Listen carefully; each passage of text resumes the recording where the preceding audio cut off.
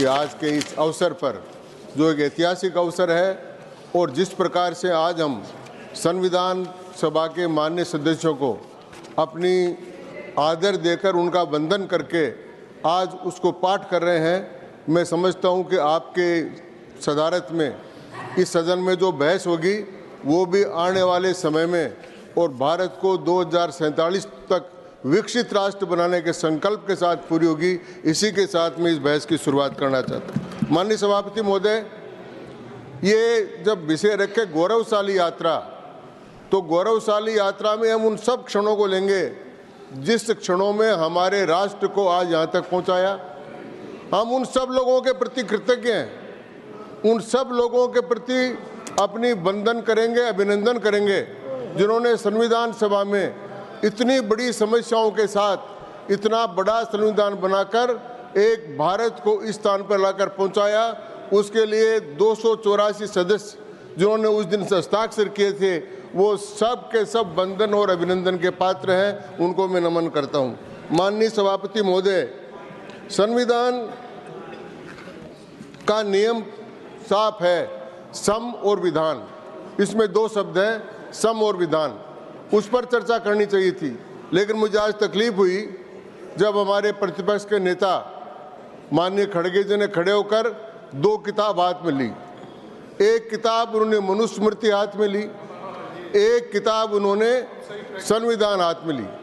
माननीय सभापति महोदय, भारत में संविधान लिखने की बहुत पुरानी, विधान लिखने की बहुत पुरानी परंपरा है और मनुस्मृति आज के 5000 साल पहले लिखी गई थी और उसके बाद में 52 स्मृतियां और लिखी गई और हर स्मृति, हाँ वो आपने छपाई है, तो वो 100 साल बाद में हर स्मृति को बदल देते थे। तो जो आज के 4800 वर्ष पहले जो कानून बदल गया, उस कानून को आज लेकर खड़े हैं। इसको मान रहे हो कि इसको मान रहे हो? भाई ये कानून मनुस्मृति कोई धार्मिक ग्रंथ नहीं है, मनुस्मृति कोई शास्त्र भी नहीं है। मनुस्मृति, हमारे यहाँ 52 स्मृतियां लिखी गई। अगर आज वो खड़े होकर ये पूछ लेते कि भाई याज्ञवल्क्य स्मृति के बारे में आपको क्या विचार है, तो प्रासंगिक होता, क्योंकि आज के दिन मिताक्षरा और दाई भाग याज्ञवल्क्य स्मृति के हिसाब से है। और ये और पूछ लेते खड़े होकर कि भाई ये याज्ञवल्क्य स्मृति पर ही काम चलाओगे या शरीयत के आधार पर चलाओगे या संविधान के आधार पर चलाओगे, तब इस बात का जवाब दिया जा सकता था। मैं समझता हूं कि सबसे पहले तो उनको ये समझ लेना चाहिए। फिर माननीय सभापति महोदय, मनुस्मृति लिखी गई 4800 वर्ष पहले, और उसका घनश्याम तिवारी से भारतीय जनता पार्टी से क्या लेन देन है?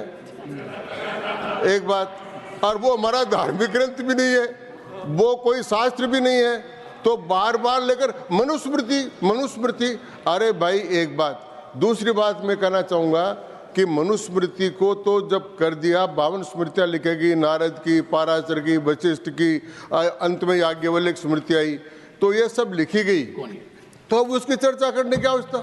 फिर दूसरी चर्चा हो रही है अंगूठा की, अंगूठा कट। अरे किसने अंगूठा काट लिया? महाभारत काल में द्रोणाचार्य हुए, और वो महाभारत काल में द्रोणाचार्य हुए गुरुग्राम अपने पास में ही, और उनका शिष्य था एकलव्य, और वो एकलव्य, ये भाषण में वही दे रहा हूँ जो देना है मुझे, तो वो एकलव्य था और उसके कारण से एकलव्य महान हो गया। आज भारत सरकार ने एकलव्य के नाम से सैकड़ों स्कूल खोल दी। तो आप एकलव्य का भी अपमान कर रहे हो, द्रोणाचार्य का भी अपमान कर रहे हो। और मनुस्मृति का एक वाक्य तो याद कर लो। हाँ, मनुस्मृति का एक वाक्य हमने याद रखा कि यत्र नार्यस्तु पूजन्ते रमनते तत्र देवता। इसलिए हमने पहला कानून यहाँ पर नारी शक्ति वंदन का लाया। इतना सा तो हिस्सा हमने मनुस्मृति का माना और दूसरा नहीं। अब सभापति महोदय, मैं कहना चाहूँगा कि ये we the people of India, हम भारत के लोग, जिस समय लोग कहा गया उसी समय हम स्वतंत्र हो गए, हम नागरिक हो गए। तो संविधान निर्माताओं को सबसे पहला धन्यवाद तो यह है कि उन्होंने हमको नागरिक बना दिया। अगर हम प्रजा थे पहले, प्रजा, सभापति महोदय आप तो सब जानते हैं, प्रजा सब्जेक्ट होता है, राजा होता है, प्रजा होती है। हम लोग हैं, हम गण हैं और हम नागरिक हैं। ये अधिकार हमको we the people of India, हम भारत के लोग को दिया। तो ये सबसे बड़ा काम संविधान निर्माताओं ने किया कि हमको नागरिक बना दिया। और नागरिक बनने के बाद में हमको जितने अधिकार दिए, जितने कर्तव्य दिए, वो सारे आपके सामने आए। अब जब ये संविधान स्वीकार किया गया, उस समय टी.टी. कृष्णमाचार्य जी का, कांग्रेस के सभी मान्य सदस्य इसको सुनेंगे, उन्होंने कहा कि आखिरी दिन दस्तखत हो रहे थे तो टी.टी. कृष्णमाचार्य जी ने वहाँ भाषण दिया, कांग्रेस के ही थे, कि ड्राफ्टिंग कमेटी के 7 मेंबर थे, एक विदेश चले गए थे, एक का देहांत हो गया था, 2 बीमार थे और एक ही रहते थे। अधिकांश काम डॉक्टर भीमराव अंबेडकर ने किया, ये टी.टी. कृष्णमाचार्य जी ने वहाँ स्टेटमेंट दिया। तो इसलिए हम आज इसको, अगर ये परंपरा गिनते हैं कि भारत में लिखित संविधान की परंपरा थी, तो मनुस्मृति तो आपको अच्छी नहीं लगती, तो वो तो चली गई, फिर याज्ञवल्क्य स्मृति, वो स्मृति हो गई, और हम इस संविधान को आज अंबेडकर स्मृति के नाम से पुकार सकते हैं। यह हमारी स्मृति है, यह अंबेडकर स्मृति है। तो मैं सभापति महोदय, इस संविधान में उन्होंने कहा कि संविधान ने क्या किया है। इस संविधान में संविधान ने अब्दुल कलाम जी को यहाँ का राष्ट्रपति बनाया। इस संविधान ने रामनाथ जी को भी अनुसूचित जाति का राष्ट्रपति बनाया। इस संविधान ने द्रौपदी मुर्मू जी को भारत का राष्ट्रपति बनाया। इस संविधान ने जगदीप धनखड़ जी को भारत का उपराष्ट्रपति बनाया। और इस संविधान ने नरेंद्र मोदी जी, चाय बेचने वाले को, भारत का प्रधानमंत्री बनाया। लेकिन ये सब बनाने के लिए कांग्रेस पार्टी काम नहीं कर सकती। इसके लिए अटल बिहारी वाजपेयी और नरेंद्र मोदी जैसा नेता चाहिए जो ये काम कर सके। ये संविधान ने किया। अध्यक्ष महोदय, संविधान बनाते समय एक टीस संविधान निर्माताओं को रह गई। वो टीस ये थी कि इंडिया दैट इज भारत। उस पर, इस नाम पर बहुत बड़ी बहस हुई। उस बहस में कांग्रेस के प्रमुख नेता के मुंशी जी, एच.वी. कामत जी, राव साहब, अपने ब्रजर्षि टंडन, बहुत से लोगों ने भाग लिया, और डॉक्टर एस राधाकृष्णन, और सब लोगों की एक राय थी कि भारत नाम होना, India that is Bharat, Bharat नाम होना। उनको भारत नाम रखने के पीछे जो तर्क दिए, मैं मेरे तर्क नहीं कह रहा हूं, मैं उन्हीं के तर्क बोल रहा हूं। उन्होंने कहा भारत का नाम लेने का मतलब क्या होता है। भारत का नाम लेंगे तो हमको ये पता लगेगा कि ये गणराज्य नया नहीं बना रहे हैं। यहाँ लिच्छवी गणराज्य रहा है, यहाँ शाक्य वंश का गणराज्य रहा है, या मल्लों के गणराज्य रहे हैं। और डॉक्टर राधाकृष्णन ने ऐसे कहा कि जब उत्तर के कुछ व्यापारी, संविधान स्वयंभूलाओं ने, दक्षिण में गए तो उनको पूछा आपके राजा का नाम क्या है, तो उन्होंने कहा आधे गणाधि नाम, आधे राजाधि नाम, आधे राज्य के अधीन है और आधे गणों के अधीन है। तो भारत का नाम अगर आता तो ये गणराज्य जो आज भारत है वो हमारे केवल संविधान कारण से तो है ही, लेकिन हमारी जो मूलभूत परंपराएं हैं उनका प्रतिनिधित्व करता है। और वो नाम अगर आता तो के मुंशी ने कहा है कि उस समय हमको ध्यान आता कि ये भारत कोई 1947 संविधान के बाद नहीं बन रहा है, ये भारत प्राचीन राष्ट्र। और राम का नाम आता, भारत का नाम आता तो ये आता कि राम ने जब लंका जीती और लक्ष्मण ने कहा कि ये स्वर्ण सोने की लंका है साहब, राम जी सोने की लंका छोड़कर अयोध्या क्यों चल रहे हो। तो राम जी ने कहा अपि स्वर्णमयी लंका न मे लक्ष्मण रोचते जननी जन्मभूमिश्च स्वर्गादपि गरीस। हे लक्ष्मण, तो वो राम की भावना उसमें थी। अगर भारत नाम देते तो महान बुद्ध की बात उसमें आती कि जिसके लिए महर्षि अरविंद ने लिखा है कि इस पृथ्वी पर जितने लोगों ने जन्म लिया है मनुष्य के रूप में, सबसे ताकतवर कोई व्यक्ति है तो वो भगवान बुद्ध के रूप में प्रकट हुआ है, उनका नाम होता है। अध्यक्ष महोदय, अगर भारत आता तो विवेकानंद जी के उपनिषदों का वो वाक्य लोगों को ध्यान आता, उत्तिष्ठत जागृत प्राप्य वरानि बोधत, उठो जागो और 2047 तक भारत को विकसित राष्ट्र बनाने तक रुको मत, ये आता उसका। तो वो सारा, फिर भी मैं माननीय नरेंद्र मोदी जी को धन्यवाद दूं कि ये जो भारत की जो कमी रह गई थी, इस थोड़ी बहुत जो कमी रही उस कमी को पूर्ति कर दी। वो कैसे की? ये जो नया भारत का संसद भवन बना है, इसमें जो गैलरीज बनी है, इसमें जो चित्र बने हैं, इसमें अब युगे युगे न भारत है, युग युग में भारत कैसा था वो इस संसद में बना है, और वो कमी नरेंद्र मोदी जी ने पूरी कर दी। तो ये सब भारत का काम।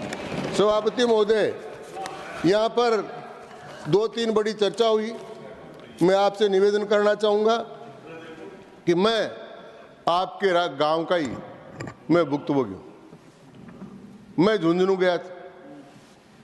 झुंझुनू में जो मेरे साथ घटना हुई आपातकाल में, वो सारी दुनिया को पता।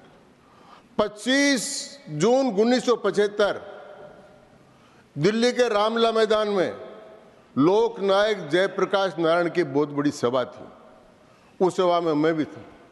उसमें आपके पिताजी कर्पूरी ठाकुर जी भी थे।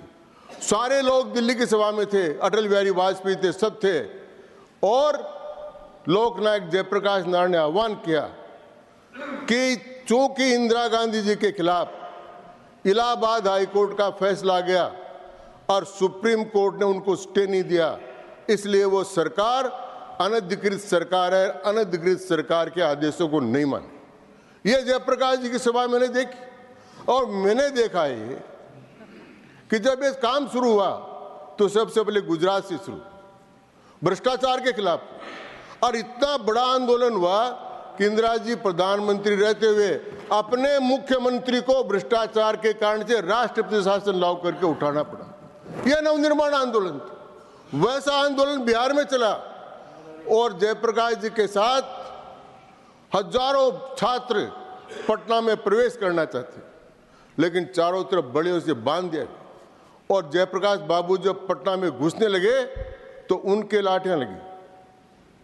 नानाजी देशमुख उनके ऊपर हो गए और उनको बचाया। उस समय राष्ट्र कवि रामधारी सिंह दिनकर वो चेन्नई में थे।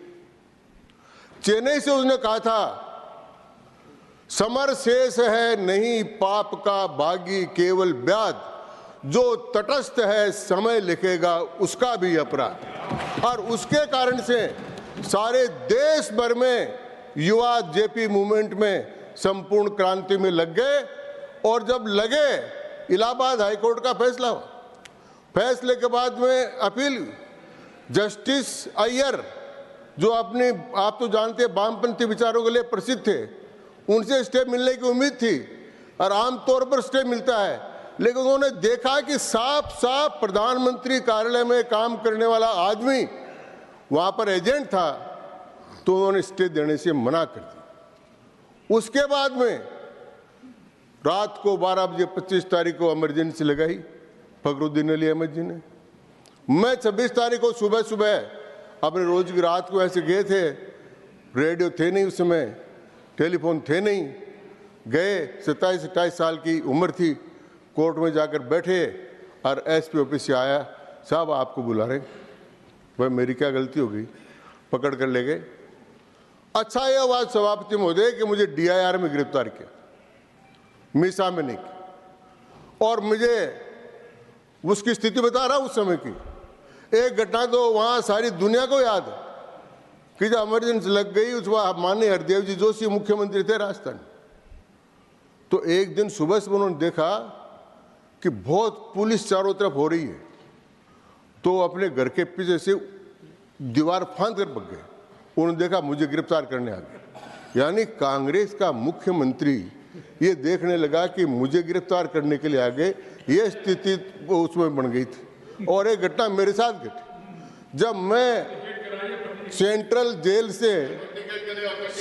जेल से जयपुर से स्पीकर आ रहा था तो एक साधु महाराज बैठे थे, साधु महाराज बैठे थे। हमने देखा रेलवे स्टेशन पर कि चलो इस डिब्बे में चलो, उनको प्रणाम कर लेते हैं। हम तो घुसे, जो हम घुसे तो प्लेटफार्म से घुसे, उस साइड में प्लेटफार्म भी नहीं था।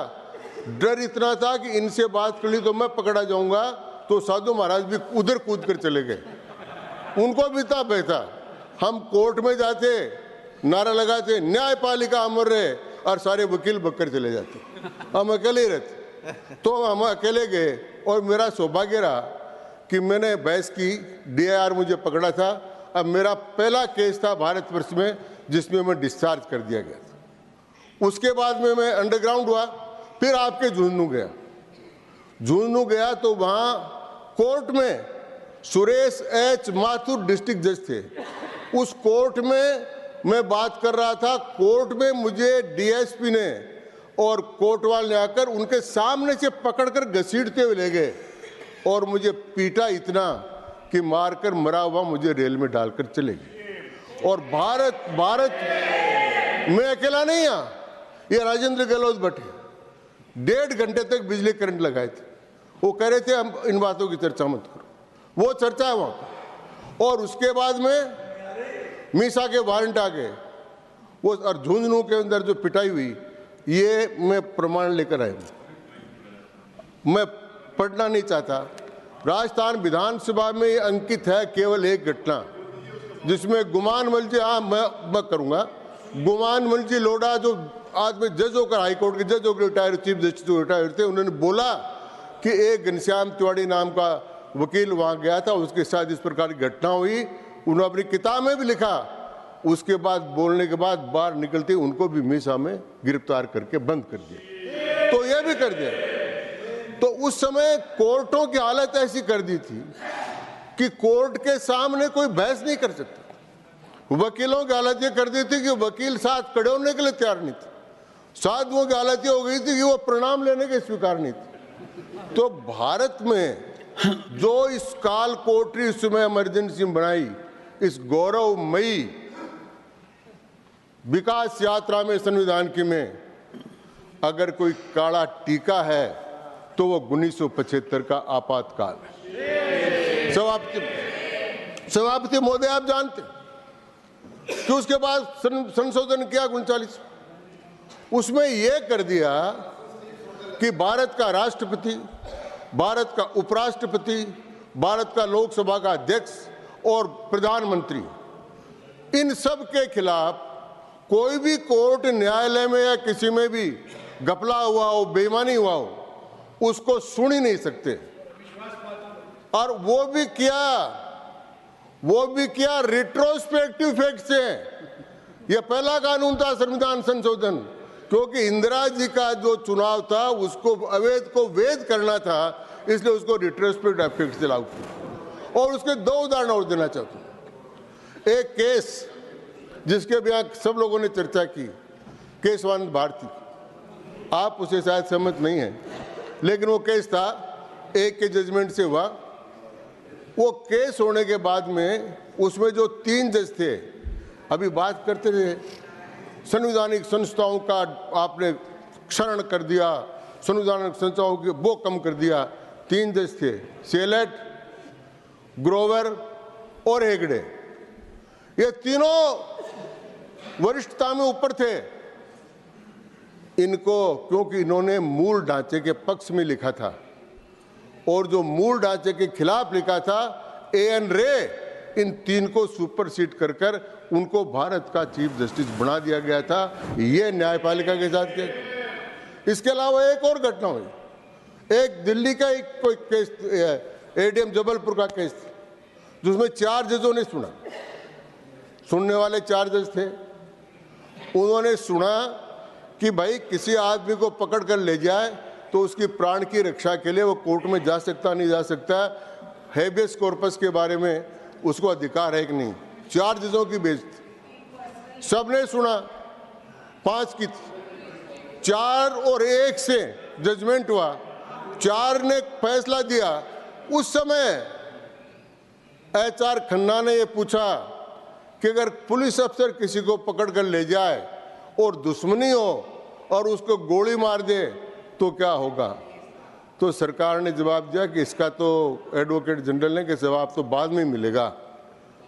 तो वो हो गए, गोली मार दो, गोली मारने की छूट हो गई, प्रेस पर हो गई। उसके बाद HR खन्ना को चीफ जस्टिस बनना था, लेकिन चूंकि उन्होंने कहा था कि नहीं राइट ऑफ हेबियस कॉर्पस है, तो उनको सुपरसीड किया गया और सुपरसीड कर HM बेग को उन्होंने भारत का प्रमुख न्यायाधीश बना दिया। तो मैं कहना चाहता हूं कि उस समय प्रेस को भी इस प्रकार, न्यायालय को भी इस प्रकार दबा कर दिया था। मैं सभापति महोदय, मैं माननीय प्रधानमंत्री जी को धन्यवाद दूंगा। कर दे ये संशोधन आप सब जानते हैं, शेड्यूल कास्ट का, शेड्यूल ट्राइब का, OBC के अटल बिहारी जी वाजपेयी ने संविधान संशोधन किया प्रमोशन में आरक्षण शेड्यूल कास्ट का, उसको करने के लिए नरेंद्र माननीय मोदी जी ने संशोधन किया। उन्होंने संशोधन किया कि ये जो EWS है, EWS के लोग ब्राह्मण, बनिए, राजपूत, कायस्थ, जितने भी वंचित वर्ग के लोग थे, इनको आरक्षण नहीं था, इनके हार्ट बर्निंग हो रही थी। इन सारे लोगों को इस आधार पर कि जस्टिस का है, justice socially, economically and political justice जिस दिन हो गई, जिस दिन लोकसभा विधानसभा में आरक्षण कर दिया, और सामाजिक उस दिन हो गई जिस दिन OBC को आरक्षण कर दिया, और इकोनॉमिक जस्टिस उस दिन हो गई जिस दिन EWS का संशोधन कर उनको रिजर्वेशन दिया गया। तो ये काम उन्होंने किया। तो सभापति महोदय, मैं यही बात कहना चाहूँगा कि भारत के संविधान के इतिहास में इससे बड़ी घटना कुछ नहीं हो सकती, लेकिन हमको इससे प्रेरणा लेनी चाहिए। और भी काम हुए, एक एक काम अगर गिनेंगे तो हमको पता लगेगा कि हमारे संविधान निर्माताओं की जो भावना थी, उस भावना को नरेंद्र मोदी जी ने पैदा किया। एक बात अंत में कहकर सभापति महोदय समाप्त करता हूं कि आज जो ये आज़ादी दिख रही है, आज जो ये बहस दिख रही है, ये स्वतंत्रता सेनानियों के कारण से तो आज़ादी मिली थी, लेकिन आज जो है आपातकाल में संघर्ष करने वाले लोकतंत्र सेनानियों के कारण से यह संविधान आज जिंदा है और इस संविधान की यात्रा चल रही है। उन सब लोकतंत्र सेनानियों का किसी न किसी रूप में सम्मान होना चाहिए, ये बात मैं आपसे निवेदन करना चाहता हूँ। सभापति महोदय, बातें तो बहुत थी, तैयारी तो पूरी करी थी, लेकिन अब आपका इशारा हो रहा है, तो इसलिए मैं आपको धन्यवाद देता हुआ और सभी माननीय सदस्यों को धन्यवाद देता हुआ अपनी बात समाप्त करता हूँ। धन्यवाद।